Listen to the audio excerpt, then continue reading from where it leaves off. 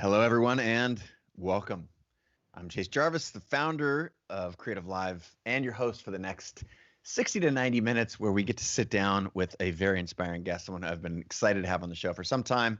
And added bonus, we've been friends for, I don't know, I'm calling it maybe a decade and a half. So we're going to get to air some laundry, share some stories. But before we cut to the guests for this morning's program, I want to welcome you wherever you are across the world joining us. I do want to let you know that I see your comments and your questions, whatever platform you're streaming on. If you're at creativelive.com/TV, I see those questions first. If you join chat in the upper right-hand corner, press that button. I will be able to see your comments and forward any questions you have. Of course, I'll be curating those for our guest. And the same is true for Facebook and YouTube Live and Instagram Live. I do want to welcome you. Feel no obligation to go over to creativelive.com/TV, but I will get your comments and happy to include you in the conversation. Also, today is exciting for me for a number of reasons because, I referenced that I've been wanting to have this guest on for a long time. It's at the confluence of so many things that we value at Creative Live here.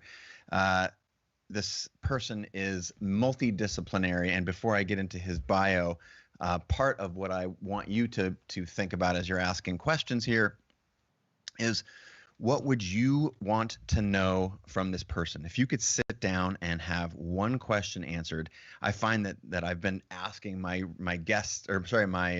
fans and readers to focus their question on something they'd actually want to know. And over the past couple of broadcasts, that's really sharpened the pencil and created some amazing conversation with my guests. So as you are letting me know where you're coming in from all over the place, be sharpening your pencil and thinking about a question that you would ask this guest if you were able to sit down with him one-on-one. Speaking of guests, it's probably time to bring him on. My guest is Nabil Ayers. Now, he is the GM of the Beggars group music label 4AD. In layperson terms, if you don't know much about labels, that's the label behind some of my favorite bands like The National, Big Thief, Grimes, Future Islands, St. Vincent, and they've also done things like reissued Pixies albums, Doolittle, which was certified platinum in 2019. I have a great picture of my friend Nabil here handing the Pixies their platinum album. After opening Seattle's Sonic Boom record store at age 25, which is how we met here in Seattle, Nabil sold that to a longtime customer in 2016. What's not in his bio officially is that he's an incredibly talented musician. Among other things, he was a drummer in the Seattle band The Long Winters, which has been at the heart of the indie music scene here in Seattle for decades. And he's also been a guest performer on several albums, indie and major labels to boot. And as both an executive and an artist, he's not only performed on his own label, these various other labels, but he's also an amazing writer. And he has most recently written for the New York Times, NPR, GQ, and others about creativity, about race, about music. And I'm very excited. This is a precursor, if you will, because we're definitely going to have him on again next year when he releases his memoir, which he just signed with Viking Books. In 2021, that's coming out. So please, wherever you are in the world, tap your keys, raise your hand, send some emojis, and welcome Mr. Nabil Ayers to the show. Nabil, welcome, bud. Thank you. What an intro. Yeah, 9.5 minutes of just bliss and praise. Well, we've got a lot of years behind us. We do. And you look good. It's nice to see you. Thanks. I mean, I'm in California, so, I feel good. Normally in Brooklyn, right? We were just, as we were chatting, you were saying you had to get out of Brooklyn, and LA's been really nice. What's the pandemic been like for you? It's been weird. I mean, just like everybody else. I mean, my wife and I are lucky to be healthy and employed and very fortunate for that. But, we live in a one-bedroom apartment in Brooklyn, so it got really cramped once we started working from home. So we have family in Los Angeles, a lot of friends, and there's a lot of space here. So we were lucky enough to brave the flight, which was not that bad, and now we're just sort of laying low in a different, more spacious place, and it's nice. Did you guys get out early? So many of my friends that are in NYC just like they tried to bear it for like a month just in case they didn't have to shut the place down, and then by like early April, everyone was wigging out. Yeah, no, we wigged out. We got out late. We've only been gone a week, so it's been pretty crazy. But we're still Oh. getting along. It's a great test. I mean, it could be worse. Yeah, But and congratulations. I was scrolling through your IG feed a while ago, maybe 2 weeks ago or so, when we set up this broadcast, and was just looking at some photographs from your wedding of you and Allie, and man, congratulations. We haven't spent thanks. that much time since you Yeah, guys together since you guys tied the knot. right. Your photographer crushed it. I don't either that you Oh, guys are like thanks. some of the most photogenic people in the world, but It's a combination of the two, right? There's a funny thing. I remember the last time we hung out was my wife, now wife AJ, was my girlfriend at the time. You were in New York, and the three of us went to dinner and kind of just like did the town and went to a bunch of bars and everything. And we kept running into celebrities. I think like what people think always happens in New York and LA, but doesn't that often, really did happen to us. And we were at the bar in the Bowery Hotel, and St. Vincent came we up. ran into St. Vincent. Right, she came up to us, which was even Hey, cooler, and obviously exactly. And I yeah, was like, oh my that gosh, was that's St. Vincent. And But she then, didn't like, it wasn't just like a walk by. She like sat down and hung out for like 30 minutes, and we're like, hey, we got to go. yeah. But we were at that Japanese restaurant where we had dinner, where Patti Smith is known to eat, so it's not that odd that she would be there. And of course she was. But the weirdest part about all this, that I'm maybe taking it too far by connecting it to anything, is someone was walking out behind me. I couldn't tell because I couldn't see him, but he pointed over my shoulder at my wife and said, "Are you ready for the revolution?" And then he walked out, and it was Jake Gyllenhaal. And now here we are, Do you remember that? the revolution. Yeah. We are. And he was standing right there, and he smiled at me and stopped. And I'm like, Right. why is Jake Gyllenhaal stopping at our table? Yeah. And he literally then points at AJ and was like, you ready for the revolution? And I was like, what just happened? Anyway, I don't know that if was he answered, but I don't remember. Do you remember? no. Anyway, Yeah. random. That was such a great night. What's the name of that sushi joint? You don't say it out loud probably because it's gonna overrun with people. Oh, right. Yeah, I'll tell you after. Okay, yeah, I want to. It's on my list. Mhm.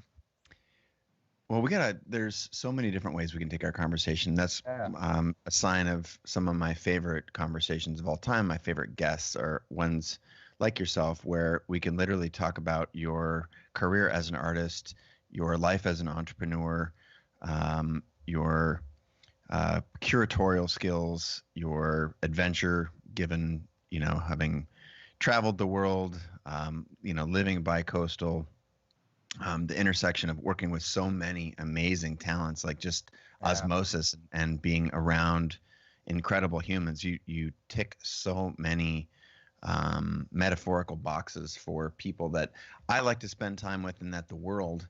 Again, I'm just seeing people chiming in here from speaking of the world from all over. We've got Auckland. We've got there's always some South Africa in the house.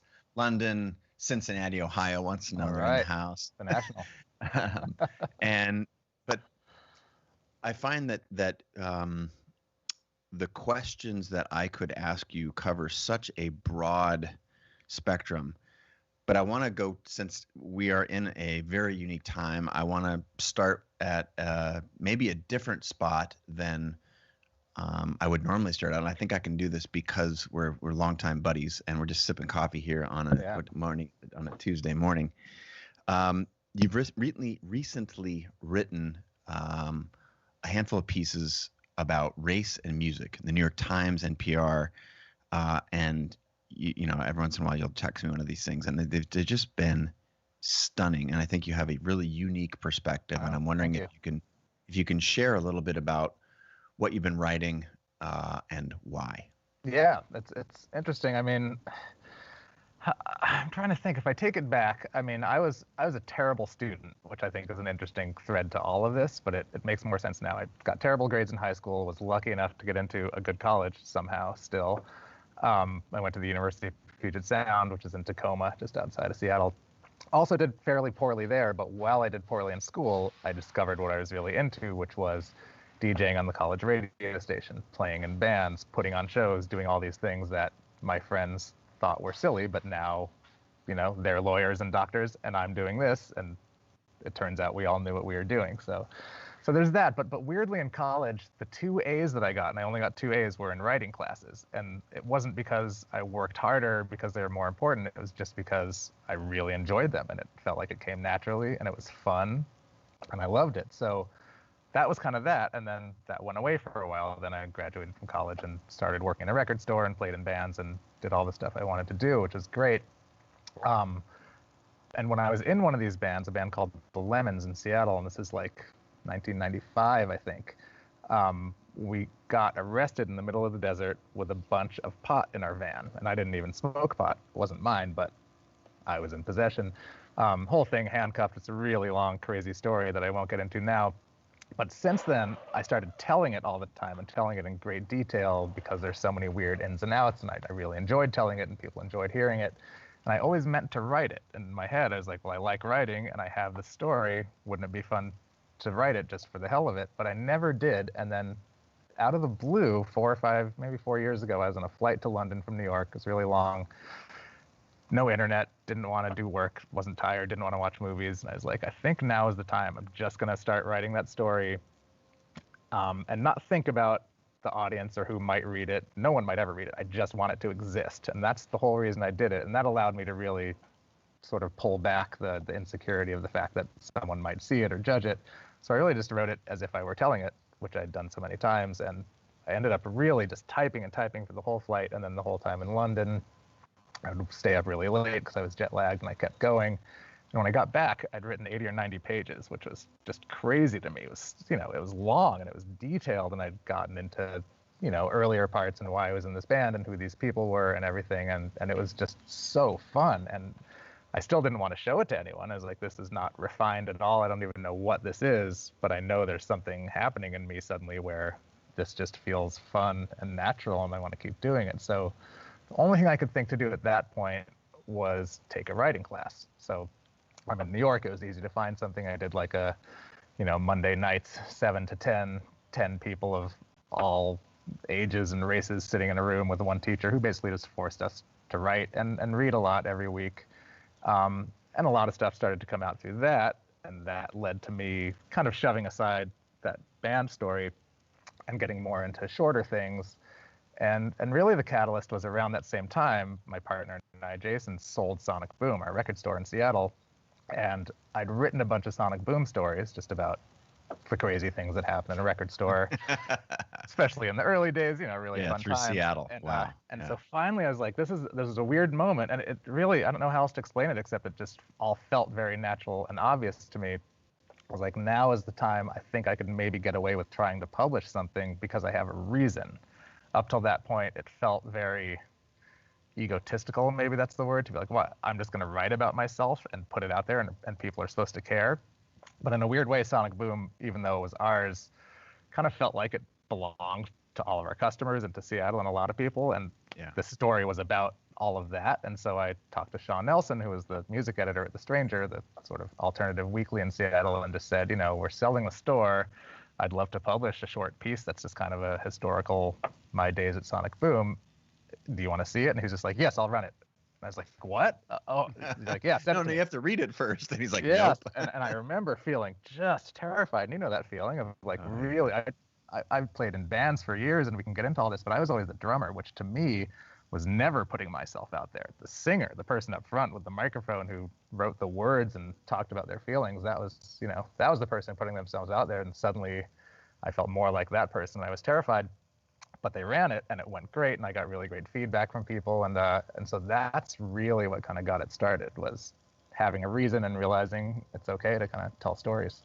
Well, I love the way that you just got into this narrative, because you just retraced your emotional arc for putting something, especially something in a new area, a new discipline that you hadn't really been. And let's just, for people who are watching and listening, and again, chiming in from all over the world, I want to say hi to everybody out there. Please keep sharing your comments. I will forward some on to Nabil here. But what it has gone unsaid is that you're incredibly talented at everything you touch. And so it's not surprising to me that you could be an amazing entrepreneur, start this iconic record store in Seattle, have a esteemed career as a musician, play in some critical bands. And so, of course, it seems to me that anything you touch, you'd be good at. But I want to retrace your personal journey. Did you feel like you were good? Did you feel like this had merit? Were you judging yourself? Like, let's go one layer deeper, because right now, Right. I mean, let me give you the why behind the question. Right now, there are, let's just say 1,000 people who are listening or watching, and they've all got something inside themselves.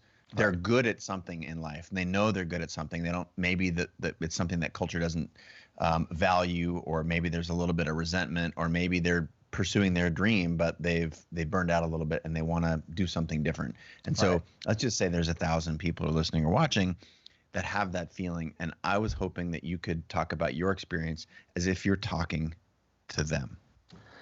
Right. I mean, yeah, I was in a lucky position, and I feel like I have been, because I've always sort of juggled a bunch of plates. And so, however you look at it, when Jason and I owned Sonic Boom, I played in bands. When I played in bands, I owned Sonic Boom. I also had my own small record label where I put out records by bands I really liked. But Sonic Boom, I guess, that's what I did for a living. So it allowed me to be in a band and to take more risks there, or to put out records by a band I really loved that I might lose a couple $1,000s on, but I wasn't making a living from that, so it was okay. So I've always been really lucky in that perspective, in that whatever my next thing has been, it's not like I'm going to quit my job and do this. I don't think I've really ever done that, except when I moved to New York. I guess I did, but there's always been that little bit of a safety net, and that I'm not putting all of my eggs in this basket. But that's the unsung narrative that actually, if you ask 1,000 entrepreneurs, everybody thinks the entrepreneur is like, okay, I'm going all in and bet it all on black. Right. Roll the dice, take the second mortgage out. Right. From everybody from yourself to Richard Branson and everybody in between, it's like, no, I had this going on the side. There were side bets, and they were small, and I was getting up courage, and okay, this is helpful. Keep going. So that's really made me feel more secure, and I guess in the risks that I've taken. But yeah, there is this. Writing was really the thing that, like, the sort of emotional investment was there, where even the Sonic Boom thing, which that story that I published in The Stranger is just mostly just funny stuff about whatever. Fred Durst came in the store, and there were all these rock stars, and we split Thai food for lunch because we had no money, but it wasn't deeply personal. But what happened after that was I just kept writing, and I was taking these classes, and of course they really push you to write more personal things. And so I was doing all that, again, thinking no one would ever see it, or no one had to see it. And my wife, who is a longtime writer, knew I was doing that. She hadn't even seen a lot of it, but she's like, look, the Sonic Boom thing is great. The stuff you're publishing is great. She's like, that's what people really want to hear. And when you're really going to get somewhere is when you start talking about yourself and go a layer deeper and talk about the more serious personal stuff, because you've had an interesting life and people would appreciate that. And that was a 30-second conversation. And that's what pushed me to really think, okay, I should talk about race and my childhood, not things that I wouldn't say I had a hard life, but I think I had an interesting life. And so doing that was much harder, and really felt like I was sort of exposing myself and revealing myself. But I guess to an extent it's working, or it's worked. And the biggest risk is seriously, at least with this particular thing, and with a lot of things, I think, for the people who are listening, is, why would anyone care what I have to say? That's the self-conscious thing that I think a lot of us have, that most people have in some respect, is I can say this and I can live it, but for me to just write it down or film it or do whatever it is and put it out there for people to judge, why would anyone care? Or are they just going to tear me down? I think we're living in a culture now that's increasingly curious, because we have a lens on lives that we never had before. Just think about vlogging. Like, Casey Neistat carried a camera around every day and put a video every day for 5 years of his life. That's like bonkers, right? Yet that single-handedly propelled him from, I would call it just a relatively, let's say a filmmaker. He did some stuff with HBO, but to, someone who is a leader in the creative industry, and created a new living and life for him. And so if so many people are conscious, like, what do I have to say? Why me? Right. What were your answers to yourself around those questions? Why you? Right. Right. Why, why you? I think I'm still learning, but at least it's been positive as I go. And I think each time I put another thing out there, this positive reinforcements exist. And the weird thing is, so the first thing that I put out there that felt very personal was after I had that conversation with my wife was this statement, I guess, is there's no better way to put it. I wrote a piece about sort of my racial identity and my feelings. And my father, very simply, my father is black, my mother is white. Grew up with my mother in very diverse and then mostly white surroundings. Never really had a black influence in my life, but I'm half black. And I wrote this piece that kind of is just about that. And I'm not even sure what the thesis is. It's more just that I've been lucky and it's okay. And I have this identity, and thought about where to pitch it, which I'd never done really, other than this piece of Luck and the Stranger. And NPR has a vertical called Code Switch, which is an incredible podcast. It's about race. And so those are the first people I pitched, and I just found the sort of generic pitch us email, and they were nice enough to get back to me and to say no. And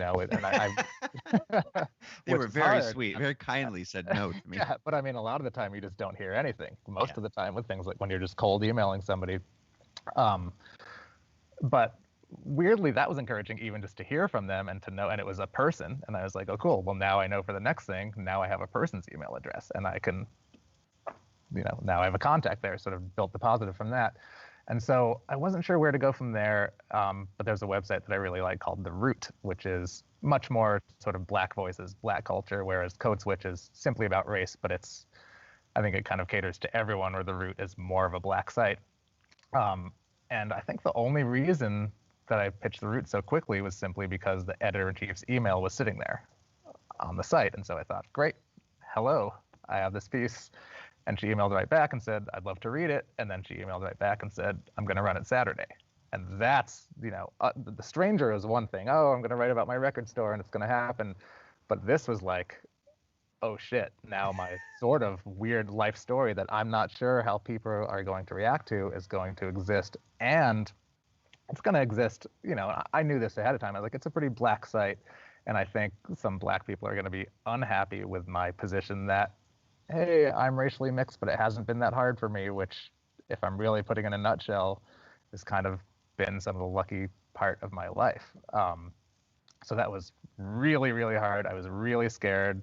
They edited it, we edited it together, but not very heavily. It kind of came out how I wrote it. And the thing that propelled me more than anything in my writing were when that came out and the comments, which were brutal. They were terrible. People don't leave nice comments because that's not what the internet is. It was, maybe 20 or so comments that were kind of what I just said, like, oh, lucky you, you should hear my story. My life is fucking sucked, blah, blah, blah. And that's terrible, and I feel bad for those people, but people are really cutting into me and digging into me and making it personal.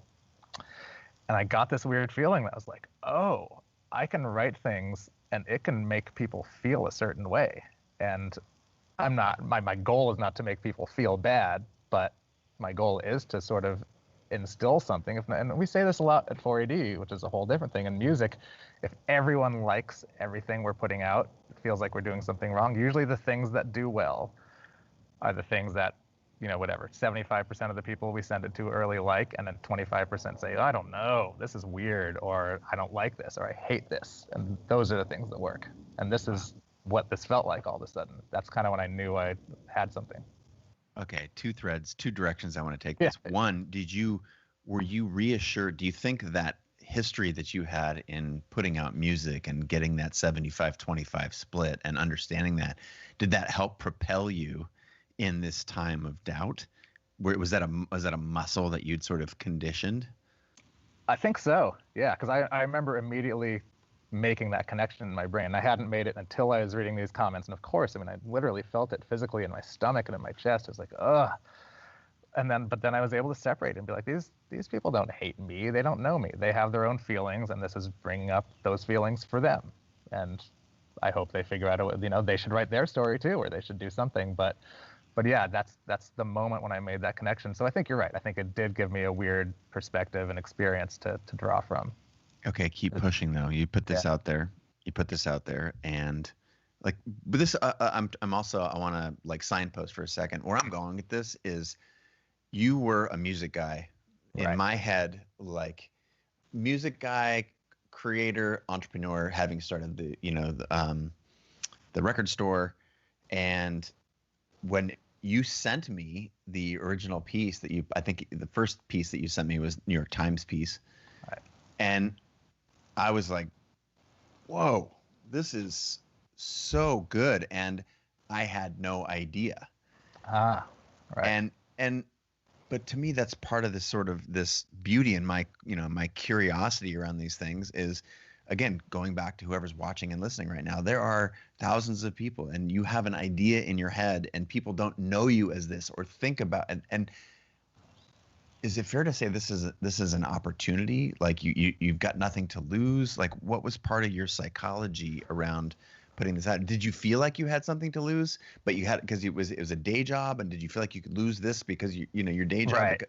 Just orient us. Yeah, I mean, the things that, no, my job was never a concern. I mean, my thing about writing, when I started to tell friends and people I was writing, of course, everyone was always like, "Oh, you're gonna write about music. You're gonna write about the music business." And I was like, "No, that sounds boring. That's what I do, and I love my job, but it's not literally my life, even though my whole life has been built on that. Strangely, there are other dimensions that I'm not exploring, and that's what this is for to me. And some of it is absolutely connected to music, but it's different than that. So no, my job was, my boss was supportive of that original piece, and that's never been a concern. But the concern is simply, what will people think, and what will those close to me think, way more than these commenters on the internet. I'm never going to see them. Who cares? What'll my friends, my coworkers, my mom, my wife, what'll all these people think? And everyone was really supportive, so that helped a ton. But I mean, I'm trying to think the other risks involved.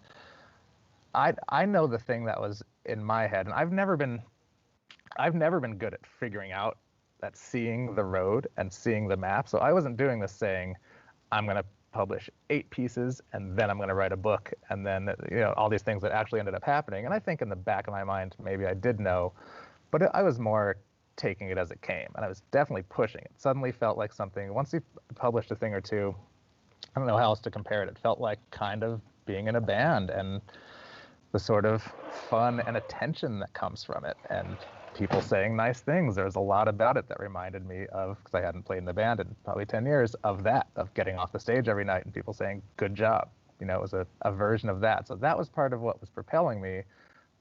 But the risk was definitely just in what people would think and where I was going with it, and the fear of, I think then, even early on, I knew that I wanted to write a book, and I would write a book, but I wasn't saying it yet because I was afraid to say that to somebody in case I didn't do it.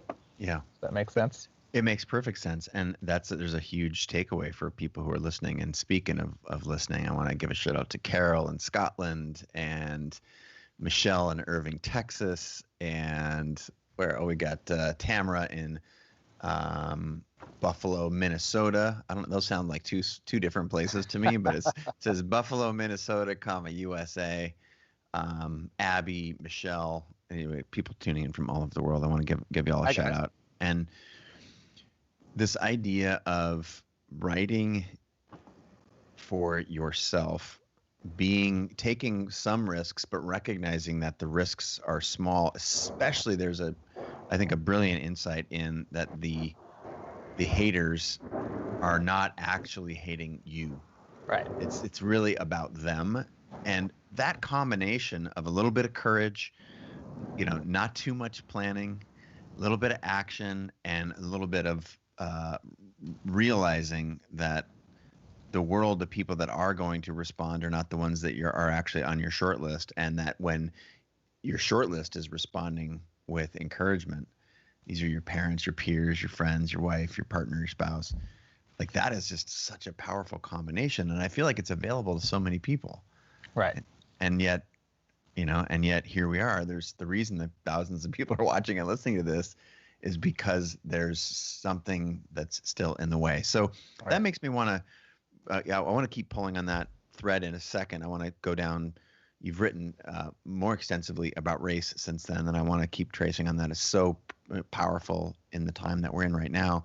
But I want to go back and say, how much do you attribute this to being around, putting yourself around if you're the average of the 5 people you spend the most time with, putting yourself around creators, entrepreneurs, risk takers, what role has that played for you?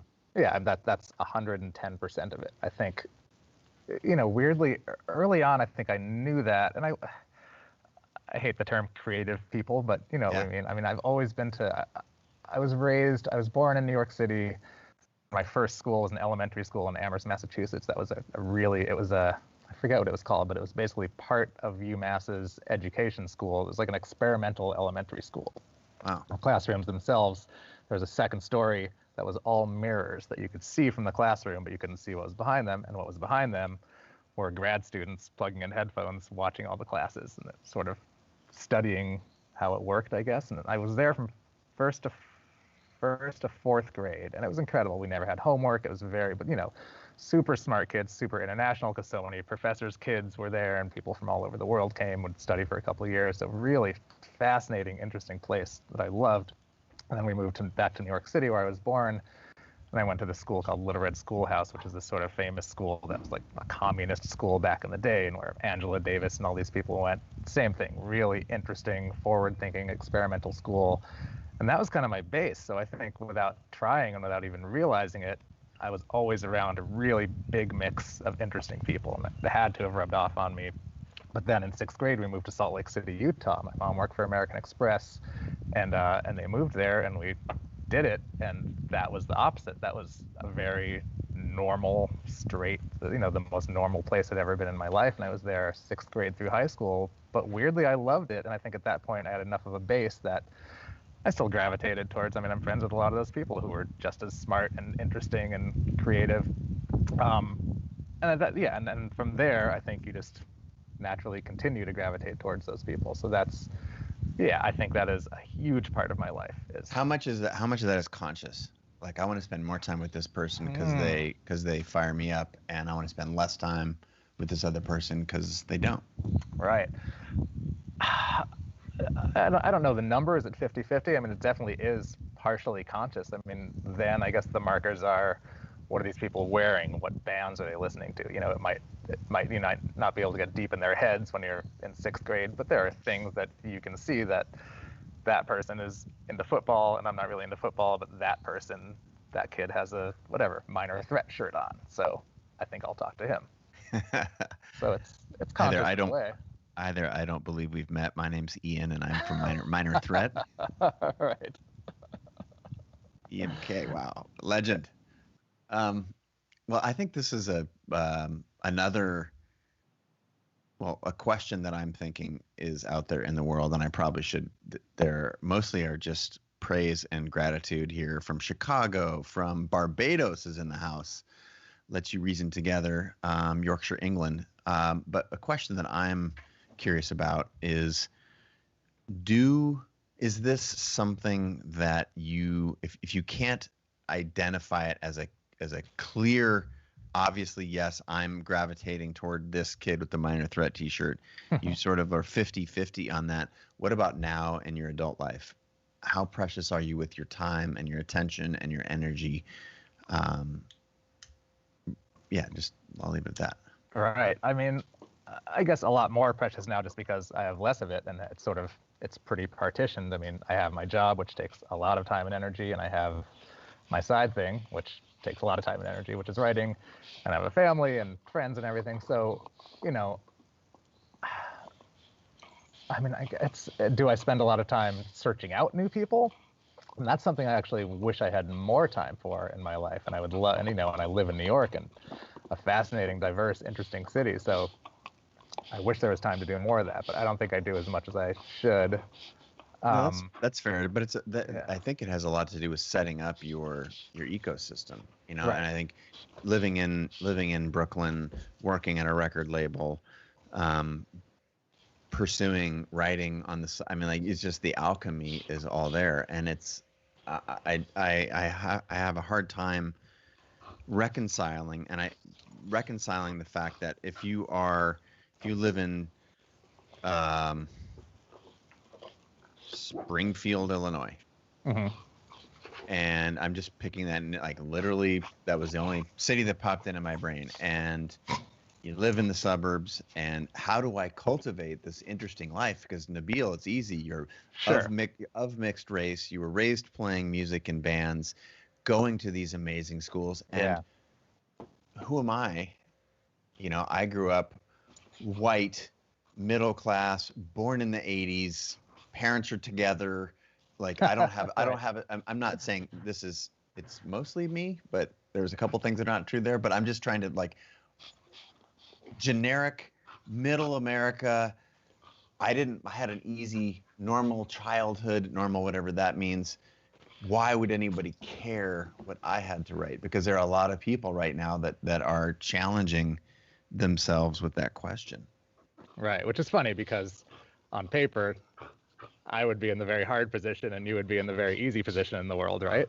So it's weird that suddenly I'm in the advantageous position, but that's hard, and I mean, I don't really know the answer. It's, I think there's always been this thing where people want an easy life until they realize that sometimes a more difficult or a less traditional life can often lead to a more interesting life if you can get through it.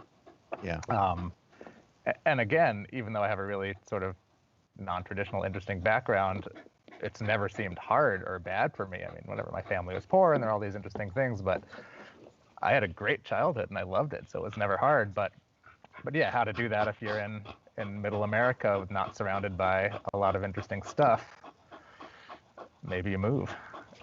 Maybe that's the simple thing, which is easier said than done and can cost money and to uproot your life. But Well, let's look at. Are you panting, or is that a friend of yours nearby? the dog. Let me get this dog out of here. Sorry. I love it. I love it. It's downfall. I want folks at home to know that Dog thinks we're playing. It's warm where Nabil is, but it's not that warm. Yeah. All right, let's go back. I promise we would go down that path and then come back to talk about what you've been writing about. You've been writing about race and race relations, your history being having a black father and a white mother, in not just the NPR, which you mentioned earlier, but the New York Times. How did that happen? How did you move into that world of writing? Yeah. And B, talk about the timing and the reception and your headspace around all this stuff, because we're dying to know. Yeah, this is, I think, where it got interesting for me. So I published the Sonic Boom piece in The Stranger, and then the very personal, sort of more race piece in The Root. And then, of course, I was like, great, what do I do next? Now, whatever, I'm out, for lack of a better term. I've said my grand statement and opened myself up, and it felt great. So now I can do anything. Now I can talk more about race or about whatever I want to, and it's fine. So what's next? And I didn't necessarily know. I was still taking classes, still doing lots of, I guess, what's called free writing, where you just write and just, no one's ever going to see it. It doesn't matter. And so the weird thing that I've learned, and it took me a while to figure it out, is to pay attention, meaning there's a lot going on in the world. There's a lot surrounding you every day. And as I started to think about writing, it wasn't about me deciding what to write about. It was about me paying attention to my surroundings and my world and picking from that. And so I think the next piece that I published, my wife, who's a financial planner, went to a convention in Dallas and invited me to come for a few days. I was like, yeah, it sounds great. Whatever, we'll eat food and hang out in a new city, and I'll just work at the hotel. So we went, and I ended up going to the Dallas State Fairgrounds, because it's just supposed to be this incredible, the Texas State Fair, right? Incredible Art Deco buildings. It's sort of a weird thing. And went to the African American Museum that's there. That's really amazing.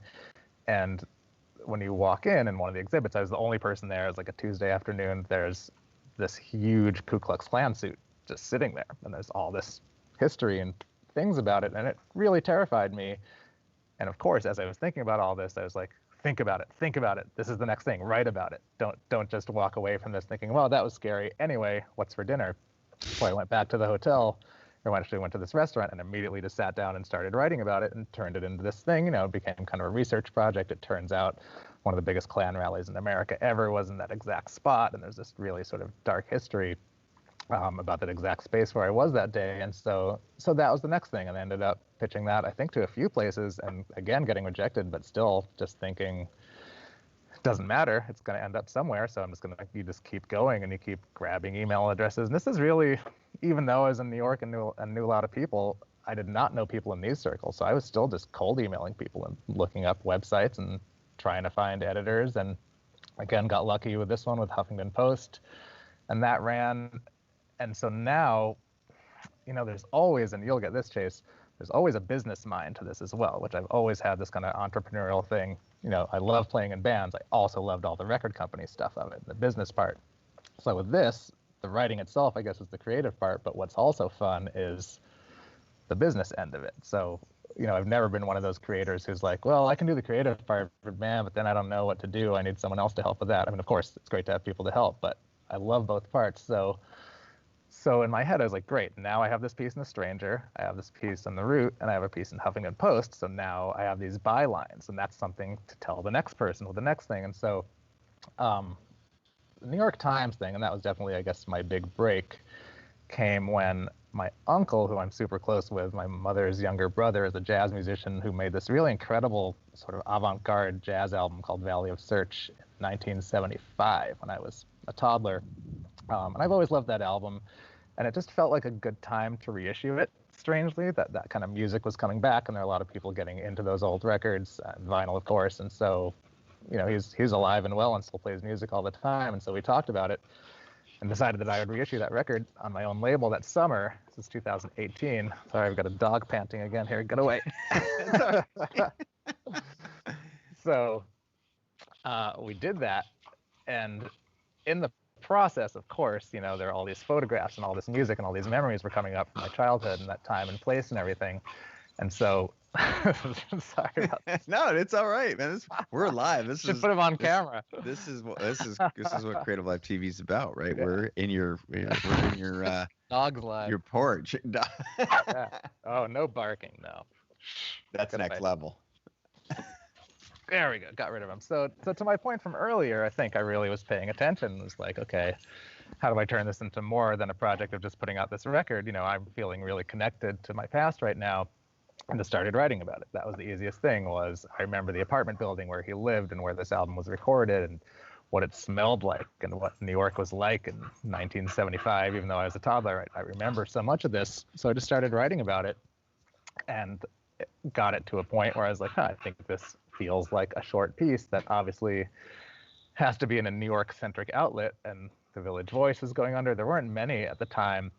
And so, of course, in my head, I was like, well, the New York Times is the one, and that's the biggest one. And I got super lucky in that a friend who I talked to knew an editor there, and this didn't end up being a music piece at all. I mean, it's about my uncle's album, but to me, it's more about my childhood in New York and that time and place. So she talked to an editor who was in the Metro section, which was, the section with New York City stories, basically. And I remember her saying, like, he read it and he likes it. He thinks it's a bit inside baseball or something like that, meaning like it's, very too specific, maybe not wide enough for this audience, which I was like, fair enough.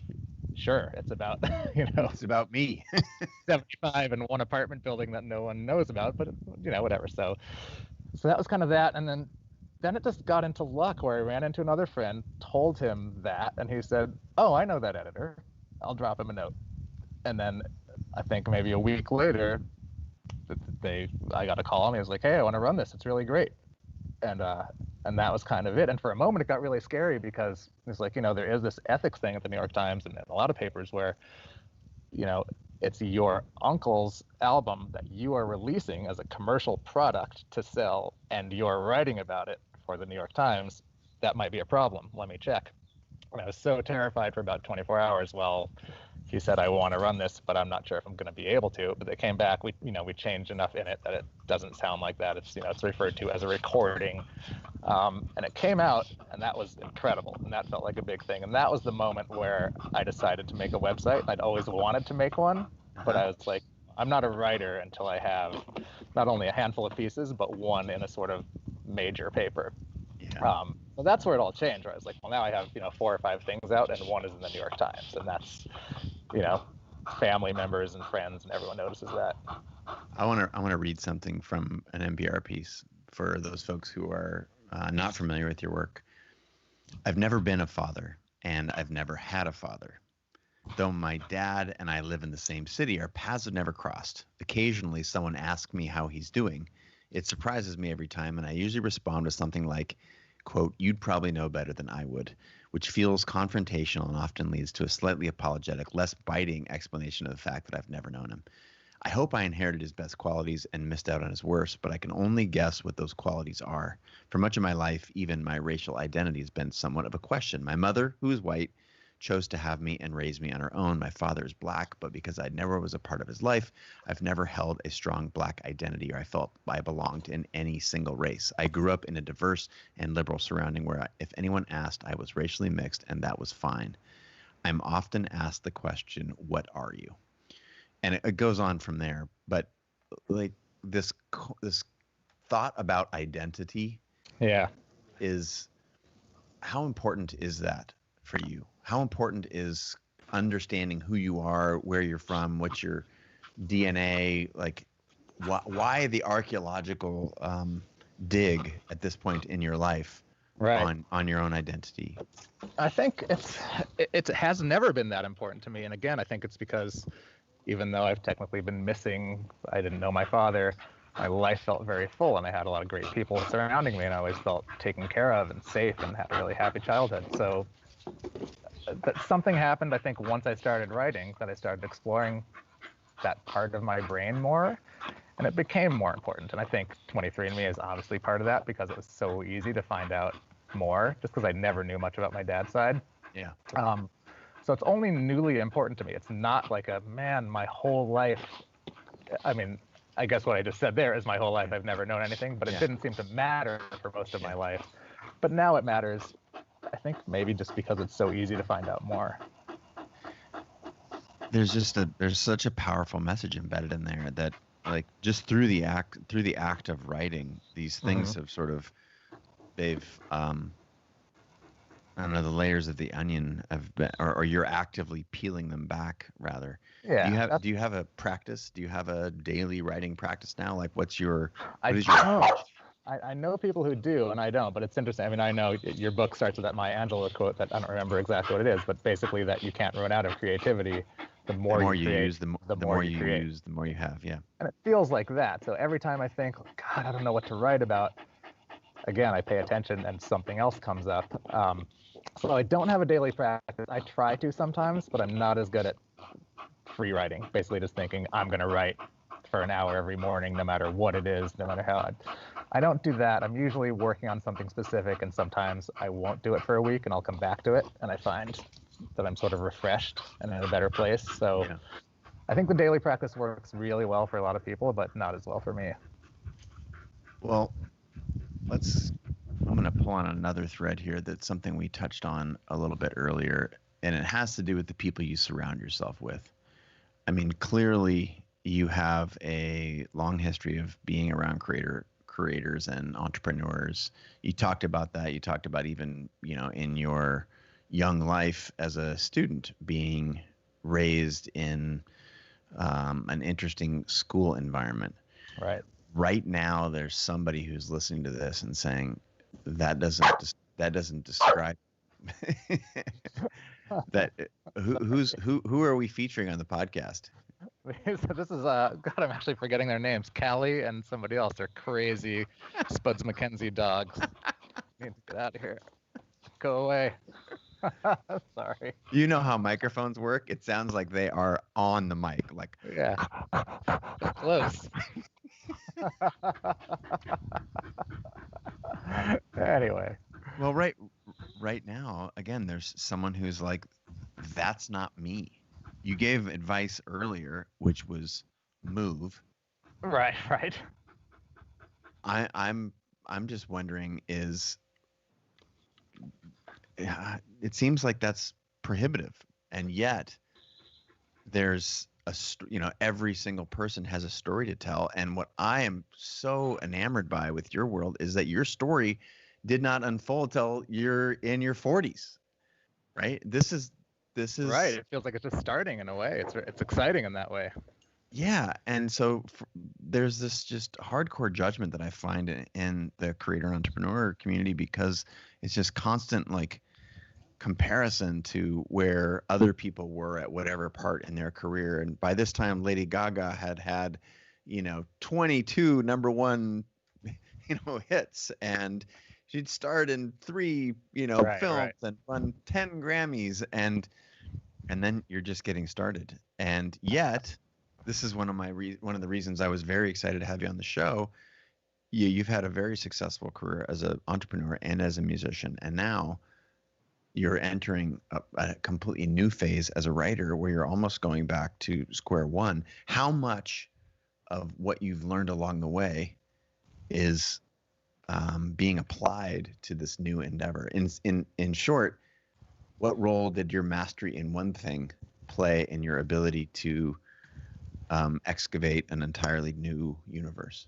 Right. I mean, I think everything leads to the next thing, right? I mean, it's, as much as there's this part of me, I mean, I'm 48 now, that thinks, of course there's like this fear of aging and like, what am I have to hurry up and do things because I don't want to be old still trying to do stuff. But on the other hand, I think it's exciting for me to sit here at 48 and think I've done a lot of cool things that I'm really excited about and am doing those things and proud of, but I'm not done. You always want to be pushing and doing new things and trying new experiences. That's what keeps life exciting. But yes, so much of what's happened in the past feeds what happens in the future and allows me to feel more comfortable taking risks. And when Jason and I opened Sonic Boom, we were 25 and we were both working for minimum wage at another record store at Easy Street, which is great in Seattle, and thought we should open our own record store. And that at the time was a huge risk. I mean, that's, we'd both gone to college. All of our friends were getting real jobs. That was a time in the 90s when it was pretty easy to get a real job. And all of our friends were,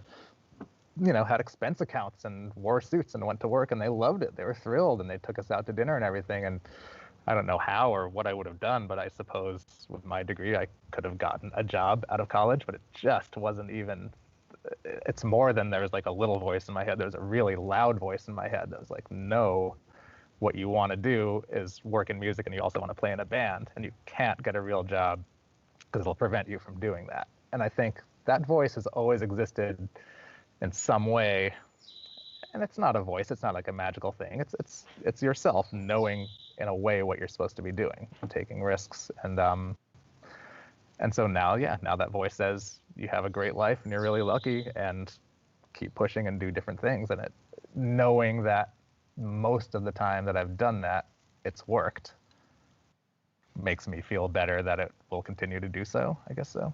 Well, you just said the thing that I thought you might say, which is there's this trust and this sort of an inertia that the more you take a chance, and even if it doesn't go horribly wrong, if it's like a little bit bad, neutral, or good. Right.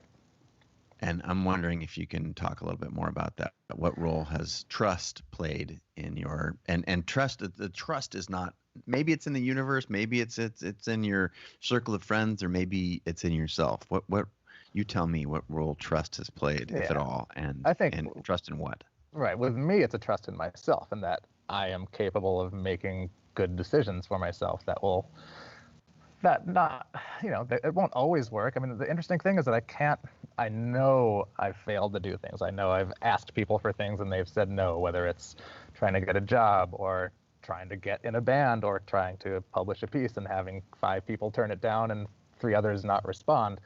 But I don't remember those things. And I think and hope that's a healthy thing for me. It's like when you go to Vegas, most people lose money, but you remember the wins because those are fun and those are exciting, and whatever, winning that blackjack hand and everyone cheering, that's what you remember, even if you walk away, whatever, $500 in the hole. And it's a weird analogy, but it kind of makes sense for this because those moments are blips when things haven't happened for me, and they absolutely exist. They're just not what I've chosen to focus on. What you do is you use those to try to do the next thing, or it sends you in a different direction and you refocus your energy. So the trust is absolutely the right term. And for me, it's just trust in myself that I can sort of take the information that exists and decide what to do with it and make it into something positive. Even if it's somebody turning me down for something, then you go to the next thing and try to make that work. Amazing. How how much of the current BLM movement, the zeitgeist that we're all experiencing right now, has that played a role in giving you more courage, more optimism, more of a desire to put your take on race out into the public, or is there a side to that that is not obvious? Like how has this current time, how do you relate to this current time and Right. your writing? Um, I mean, it became an obvious focus of my writing, I guess, obviously before this current moment, which is sadly only a month or so old right now. Really, once I started writing, that was a focus. So, but it certainly propelled it, and it's certainly part of it. I mean, the recent New York Times piece with Ed Eckstein, I mean, what that was, after all the George Floyd stuff and all these horrible things happening, there were these two women in the record industry who called for Blackout Tuesday, which was basically saying everyone in the music business should take this particular Tuesday off, sort of as a boycott, but also just to think and reflect and use it as a positive time to try to make change. And so my company did that, and I remember thinking, well, what should I do on that day? And the backstory is that Ed Eckstein was the president of Mercury Records, which is the label that my band The Lemons signed to back in the 90s, and he was the first ever black president of a major label in America, which is crazy because I think he got that job in 1990, and it blew my mind that it had taken that long for that to happen, but it had. And when we met him back then, we didn't get that much time with him, and so I didn't get to really ask him the questions I wanted to. But as I got into my book, which I'm working on, I kind of look back to that day, and I was in LA where he lives in January this year, and thought, I wonder if I could get a hold of Ed and ask him some things, the things I would have asked him 25 years ago. And so I did, and he was really receptive, and we had this incredible lunch, and he told me all these great stories about his life, and that was kind of that. And so Blackout Tuesday, a few months later, when I thought about what I would do that was positive and constructive and sort of related, I was like, oh, of course I know what to do. I'm going to call Ed and just rap with him that afternoon. And then, like I was saying before, the business part of my brain turned on and was like, well, I should also try to pitch it somewhere and make it into a thing and put a spotlight on him, and of course my writing and everything. And so that, again, luck and timing and being in the right place, I emailed an editor at the Times who I don't know and just said, kind of told a shorter version of the story I just told you, and said I'd love to talk to him. She said, great, talk to him tomorrow. We're going to run it this week while it's still in the news cycle. And that terrified me because everything else I've pitched has always been like, okay, I've written this piece, I've really honed it down, I've shown it to one or two kind of writer friends who've given me some comments. Now it's ready to show to an outlet and say, hey, will you run this? And this was the opposite. This was, hey, I have an idea, I want to talk to this guy and write about it for, one of the biggest papers in the world. And they said, great, it's due in 48 hours. And so that led to the conversation. But I mean, I think going back to BLM and everything that's happening now, this has already been in my head and it's already been in my writing, and now it's exciting because it's more out there in the world and people are more open to it. You can see the bestseller list is insane and it's great. So overdue. It's crazy, yeah. So I think it's less propelling it, but I'm really excited that it's happening, and I'm happy to be some small part of it. Yeah, I don't, at the risk of being prescriptive, especially around something as charged as the racial injustice in our country, yeah. I want to, if I can excavate that, the piece of just doing you, like the fact that you've been working on this and writing about your mixed race heritage, your like unpeeling the onion or whatever we've talked about.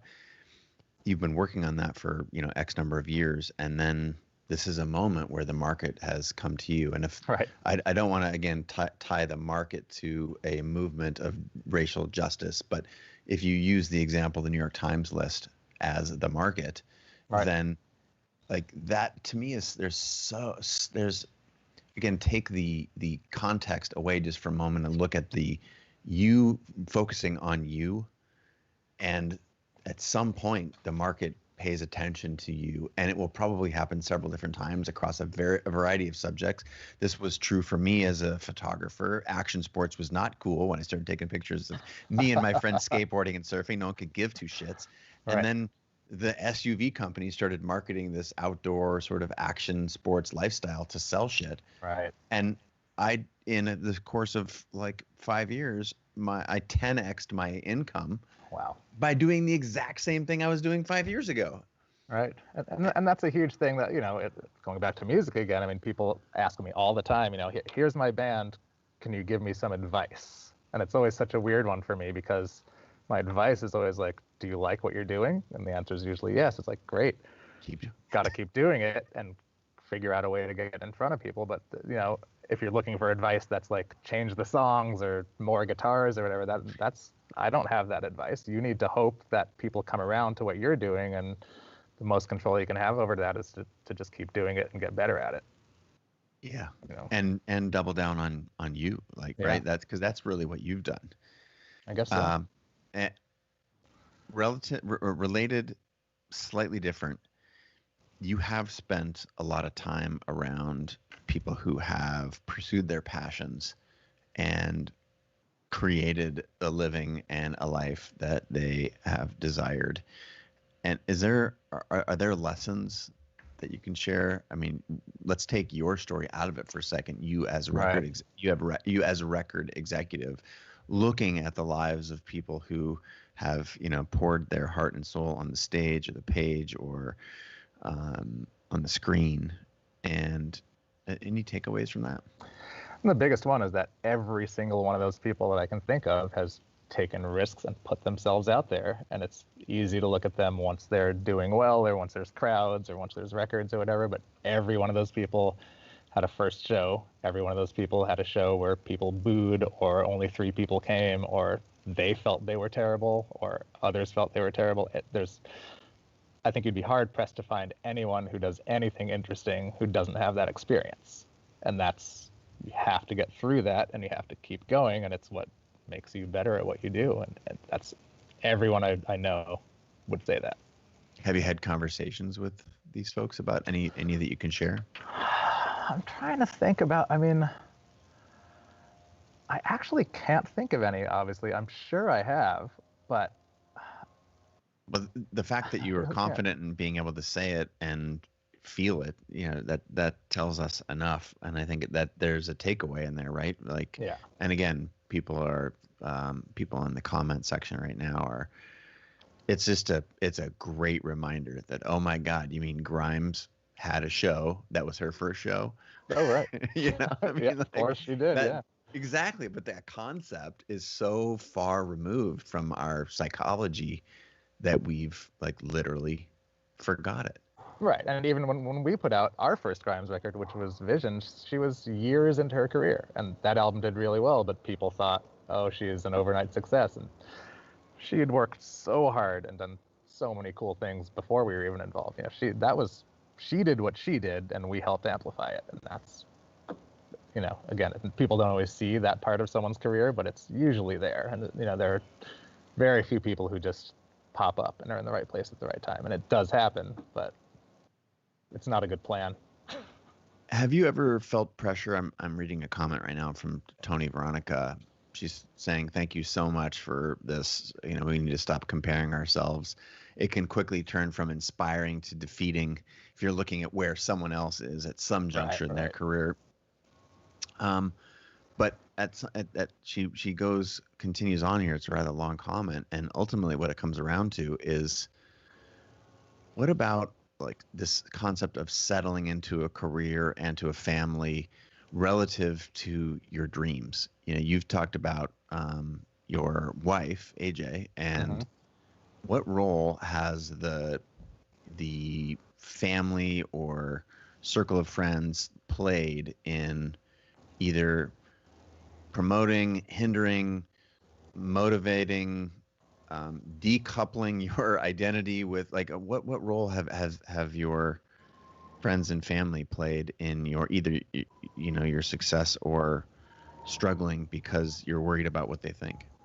Right. I mean, my wife's played a huge role, and she's incredibly talented, smart, ambitious, and around the same time all this was happening, when I was starting to write, not only was she encouraging, but she made this massive career shift where she had a real job, and I think she'd just gotten a raise, and it was the first time in her life when she felt like she could save a little bit of money, and she got interested in money, oddly, for that reason, because she realized that a lot of her friends couldn't give her advice on what to do. And it's a long story. She started this amazing podcast called Money Splained, and one thing led to another. And 2 years later, she's a certified financial planner with her own firm, with her friend who's a CPA, and they're killing it. And and she just went and did that with no one else pushing her, no one asking her to do it. She quit her job. She did so. So again, did I gravitate toward her the night that I met her because I saw all of that in her? Probably, in some way. So it goes back to your thing about kind of community and who you spend your time with. I'm kind of forgetting the no. It was just like, is that is a non-traditional, and I'm saying this, I'm checking myself while I'm saying this, relative to the experience that we are conditioned to understand socially and culturally in our country. The fact that at 40-something years of age, you could switch careers or add a new career, maybe is not even switch because you're still an executive at 4AD, and like this is a new paradigm, and I'm wondering if like you feel resistance to this, or does it feel natural to you? And for anyone, I was wondering if you had some advice for anyone who is feeling that, wait a minute, how do I reinvent myself at 42? Right. It's not just like I got, kids and, responsibilities and a mortgage. And, these are stories that we tell ourselves. In part, they might be true, but the hurdles that they're, are they real hurdles? Are they just in our head? What's your philosophy? I mean, I guess they're both. They're real hurdles and they're in your head. I mean, kids certainly make a difference. I don't have kids, and I don't know if I would have been able to do the things I've done with kids. Kids obviously take time and money, which are two big things. And so it's to go back to the sort of not quitting my job, but rather starting to do things. So yeah, to your point, I haven't had a career shift. To me, I'm still very much a record executive. I have this great job at 4AD. I love it, and that's what I want to continue to do. At the same time, I got to get my feet wet and publish one little thing and then publish another little thing and turn it into a bigger thing, all the while working my real job, and then turned it into a book, which, a big publisher's going to publish, which is just crazy to me. It still blows my mind that's a thing and that someone else read this and decided that was a good idea. The world obviously still has to see it. We'll see. And of course there's still fear of that, but it's the thing I think is it's you don't need to stop what you're doing to do something else. I think that's a huge thing. It might take you a little longer to do the new thing if you're unable to stop, but you don't have to quit your job to start your art practice or your music practice or whatever. You can write music, you can get up an hour earlier every morning, you can stay up late every night, you can spend time on the weekends recording. Music's a harder one, because, well, until now, so much of it required touring, being on the road, especially when you're smaller. It's the best way to build it is to play live. But now suddenly there's a level playing field. So maybe now's a great time if you want to be a musician to figure out, whatever it is, learn the recording program, and you can learn all this stuff online on YouTube and start writing music and start selling it. You could do that. It's, You're clearly a multi-hyphenate, right? This is a thread that has been very consistent in our conversation over the past hour. I'm curious, how do you describe yourself at parties? What do you do? Hey, Bill, what's up? Good to meet you, man. So what's your gig? What do you do? Right. I mean, I would generally, depending on the party, I would say I run a record company. That's my general line. And I just put it that. And I'm also, I think I'm a bit humble in situations like that and tend to maybe brag less than I even could or should, but I would never say, oh, I run a record company and we're putting out all these great records, and I also just had an article in the New York Times and have a book coming out or whatever. I would never run through the thing. I think I still identify very much as a record company guy. And is that safe? Why do you do that? Oh, well, it's true. It's the thing I've done the longest. It's, I guess it's safe, but it can also lead to other things because still most people generally don't know what that is, which is always a surprise to me. It's always like, so you're a record producer. No, Right. I'm not a record producer. Producer is the person who's actually in the studio recording the records, which is not what I do. It always goes. Maybe I should just say I'm a writer. Maybe from this conversation on. This is why I'm asking. Right. And I think it's a conversation that so many of us have in our heads. Like, what am I now? And for me, it was the opposite. I started calling myself a photographer before I was legitimately like established in that world as almost like a signal to the universe. Right. That's an important thing to do, though. That makes sense. If you know you want to get somewhere, then make it happen. That's part of it. Is believing it and putting that out there. Ash Jensen from Facebook wants to know if you have a few favorite musicians and a few favorite mentors that you respect and or look up to. In general, let me think. I mean, I'm a huge fan, it's not a musician in particular, but of the band Bad Brains, who is a legend. Late 70s, early 80s punk band from Washington, D.C. for black men, which was very interesting at the time, and I guess still is now, oddly. And I think the reason I look up to them, I mean, they're one of my favorite bands of all time, and I love the music, and I love the politics and everything about it. But what's really interesting to me is that I think they did something that I needed at the time. I'm a product of really early MTV, like early 80s, and so I was into whatever, Van Halen and Motley Crue, but also the Human League and kind of all the new wave bands that they were playing. And to me, I didn't see the line that existed between new wave and metal, which was a thing in the early 80s MTV, because they played those two kinds of music. But to me, they just played music. Mm-hmm. And, Nirvana gets a lot of the credit for fusing different styles, which they absolutely did, and Jane's Addiction before them. But I think Bad Brains was kind of the band, at least for me, that brought together a bunch of different things, and obviously with this huge race element, but kind of showed me that you could mix a bunch of things and bring a bunch of people together musically. So that's my musical one. On a personal, or I guess maybe even business mentor level, I mean, I don't have anybody famous. I had a really amazing internship in college at Polygram Records. There was a woman named Steph who, was a record person in Seattle who I worked for. And she was great in a bunch of ways. I mean, I learned a ton about the record business from her, and that was sort of my first experience there. But she was also just a really good person. And I remember the way she treated people when we went to record stores, and even people who were difficult to deal with. She was great at dealing with them. And I remember one particular thing she told me, because I met so many people in that job. She's like, when someone doesn't understand your name, Nabil, you need to say it again. And you say, hey, I'm Nabil. And if they say, what? You say, Nabil. It's an Arabic name, Nabil. And she's like, then you've said it 3 times. And I remember that line specifically, but that was a really interesting thing that from that day on, I paid a lot more attention to. And it's good to have people like that. Wow, that's really interesting. Yeah. Bad Brains, what was the name of the track that I think the singer, the rumor had it that the singer sang that from prison? Sacred Love, yeah, I think it's true. It's a really crazy story. He, while they were recording that album, Eye Against Eye, there's a documentary on that album. So the producer, Ron St. Germain, I think they're almost done with the vocals, and he said, yeah, we actually got to get done today because I have to go serve 60 days for a cannabis charge tomorrow. And they're like, what? You didn't tell us this. He's like, yeah. So let's run the vocals now before I have to go. And they got everything done except for that song. And so they figured out a way for him to do it over the payphone from prison. And when you listen to it, you can hear it sounds like, scratchy and different.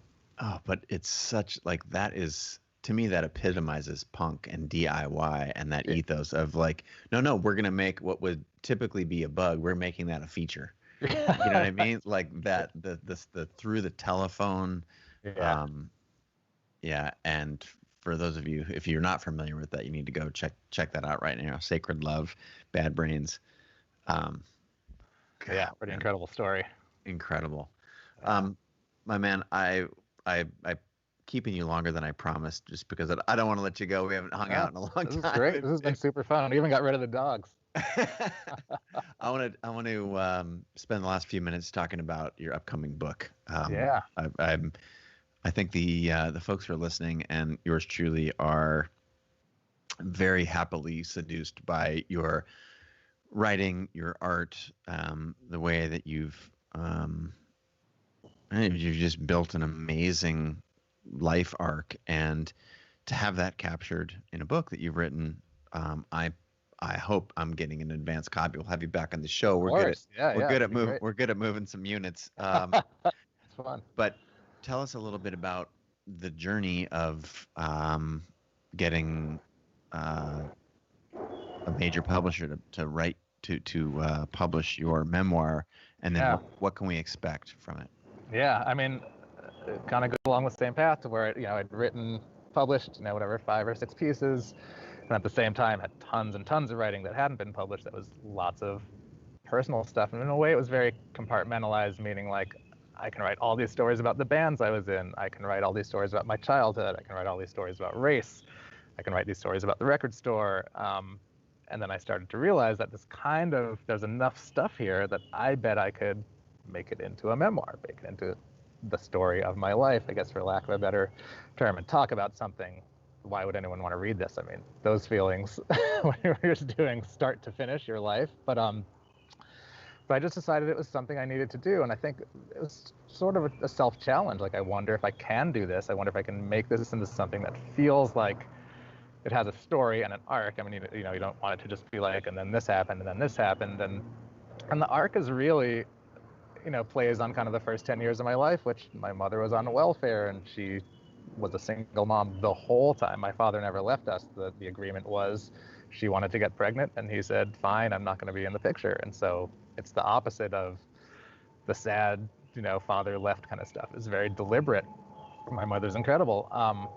And so that's sort of where it all starts. And yeah, we're on welfare, and I'm a racially mixed kid and all this stuff. And it's all things that you would look at as very difficult and very disadvantageous, but it wasn't. I had this incredible life and really supportive, nurturing people around all the time. And so I guess the big picture is, despite these sort of hurdles, I've had this wonderful life, and here are a bunch of things that have happened during it. And some of them are really funny to me, some are really sad, but it's all part of the whole thing. Don't stories need conflict? They do. I mean, I go to jail. The plot thickens. It's not. I guess it's not all good, but I guess my point is more that it's not all bad, even though it sounds like it could be. Thank you so much for being on the show, bud. It's been a blast. What do you have a name for your upcoming memoir? Is it not settled? I can't say it yet because it could change. Yeah. Okay. We'll save that for the next one. All right. Yeah. Well, now we've sufficiently planted the seeds. We've hooked again people. Justin, Ash, Barbie, Peppa, Dusty Craft, Tony, Gervinder, long list of people expressing a lot of gratitude. We got South Africa came back and said, you gave one shout out to South Africa. I want you to know there are 2 of us on the broadcast. So we got people around the world saying thank you so much for sharing. Sounds like you are a beautiful human, says Ash Jensen. Wow, Ash, thanks. Michelle, Valeria. What's the best place if people want to, read more of your writing, see the bands that you're curating and signing? Give us a couple of coordinates on the internet for we. Yeah, just my full name, NabilAyers.com is my website. That's all the writing stuff, kind of chronologically listed out. 480. Nabil for those who are listening rather than watching the broadcast right now. Right. Ayers. Yep. And then for 4AD, which is the record company I work for, that's just the number 4, letter A, letter D as in dog, 4AD.com. And that's, as you mentioned, the National and Grimes and Future Islands and a ton of great bands I'm lucky enough to work with. Man, I didn't know that you guys did the Pixies reissue, and that, wow. Well, that was crazy. And so, all those Pixies albums were on 4AD originally, those first five records. And, that's when, I was in high school listening to them. It's crazy. Yeah. So influential too. Yeah. So Doolittle, sort of the biggest one, finally, it took forever, but went platinum, 1 million sales in America last year. And it was incredible to be able to make this platinum record award and actually hand it to the band, who are truly like teenage idols of mine. And it was at Madison Square Garden. I mean, the whole thing was just magical. It was crazy. This is another look into the inspired and charmed life that you've led. Thanks so much for your time, bud. Thank you, Chase. It's been great. I'm grateful to have you on the show. Already looking forward to the next one. Congrats on the book and all the pieces. So inspiring to read what you've written. And thanks for being a good friend. Thank you. Hope to see you soon in person. Yeah, I'm looking forward to it. It's been too long. But signing off for everyone who's watching, thanks so much for being a part of the show today, for contributing your comments and questions. Very, very thoughtful audience today, and hope you are here with us again soon, maybe even tomorrow.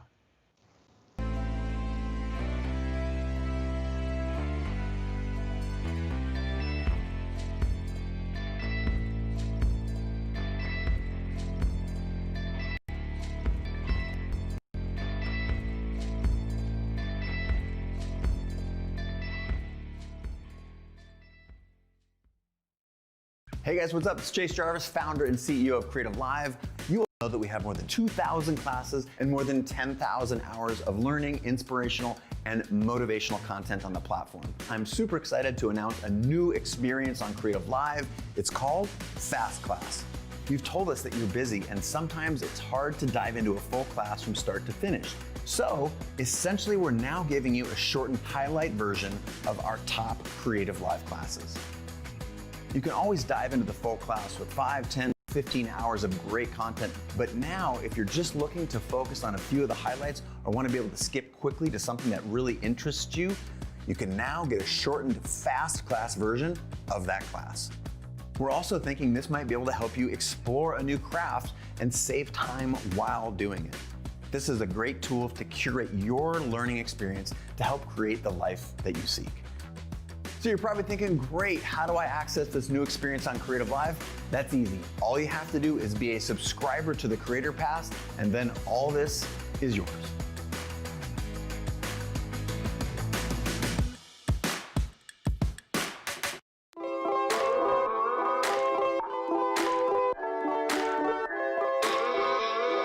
If you're feeling isolated and looking for creative connection, try tuning into creativelive.com/TV. That's where we've got a 24/7 live stream from the kitchen counters. I can do that backlit shot that I really like to do. From the studios and living rooms of many of the world's top creators, where we're doing musical performances, Q&As, cooking shows, virtual book tour events, drawing, spoken word poetry, and more. Life passed me by waiting for an invitation when the world is greater than my nation or my occupation. Be someone you've never been. You feel all that adrenaline, it's medicine. It actually helps me feel like my days are more purposeful. I hope that out of this deep pain will come some collective growth. Dive into CreativeLive TV today.